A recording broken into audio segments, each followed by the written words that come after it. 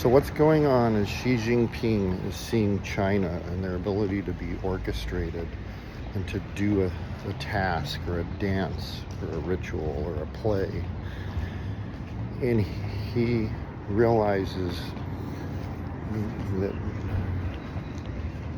the only way they're really going to get us to attack us is if they're busy doing a play or a ritual, or if they stop having compassion towards the Americans they're destroying for the love of the thing they're doing, the dance of war, the play of war, the skit of war, the role, the job of war.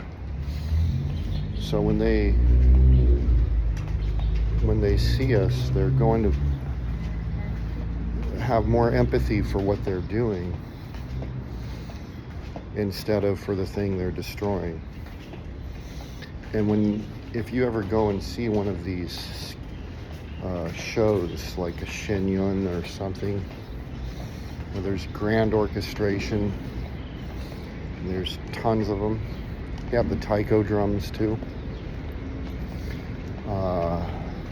even though it's a Japanese thing. They have a similar thing. When you see this and you realize the size and the scale of a unified people, and then you have America, which is this disjointed thing with rock stars and followers and sheeple and farmers and hippies, everybody. We got everybody here. Indians, Africans, Mexicans, Japanese, German, Europeans, all of them. Everybody. It's so heterogeneous. There's no strong sense of unity. And there is no central orchestration of our efforts. And not to mention, China has 1 billion more people than us. So fighting China is going to be the most difficult thing we will ever do. We kind of need to strike first, and that's not an American thing. America takes on a huge risk at proving itself as being evil if it strikes first, which means we can only do reactive strikes, which means it serves the Chinese to obfuscate their attacks to us so there's no clarity that in our reactions, which means we're going to get picked to death like birds pecking crumbs off of a loaf of bread. The initial attacks against America will be like train crashes, viruses, weird cyber attacks, weird things like that. That's what's going to pick at us. And there's going to be plausible deniability. And the plausible deniability is going to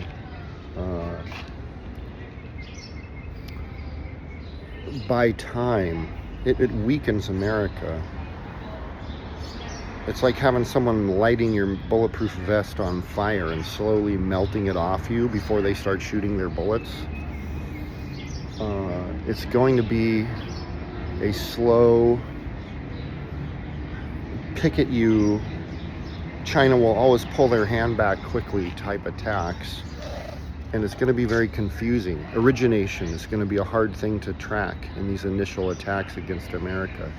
To originate it back to China is going to be very hard to do, but it's going to be China and their proxies. And they're going to pick at America. And if America fails and if we die, we're just going to complain and say, well, look, China was digging at us long in advance. They were attacking us long before this. They were unfair. They're cheaters. They cheated. There's no cheating in war. America has to realize that. When you go watch the cowboy movies and you see the good sheriff being backed up against the wall and he shoots first because the multiple larger bad guys are coming at him, you realize not all first strikes are evil. A first strike is not necessarily an evil thing when there's an inevitable outcome. When you can read the room and see what's going on, a first strike is not an evil thing. So America needs to realize that we're dealing with China. China's a bigger, larger enemy. They have better orchestration. They have a lot more mindless, nationalist little drones in their squad than we do. And there's a lot of people who live in America that hate America. They want to see America die. And I don't know that that's true with China. So we're going to have to, the remnant, the good guys, are going to have the blessing of the Lord and be extra smart, because the size of the bad guy we're going up against is insane. And the amount of pre-planning they're doing, and the consideration and thinking that they're putting into orchestrating our demise. We have never spent that much energy trying to figure out how to destroy or usurp the Chinese government or the Chinese people.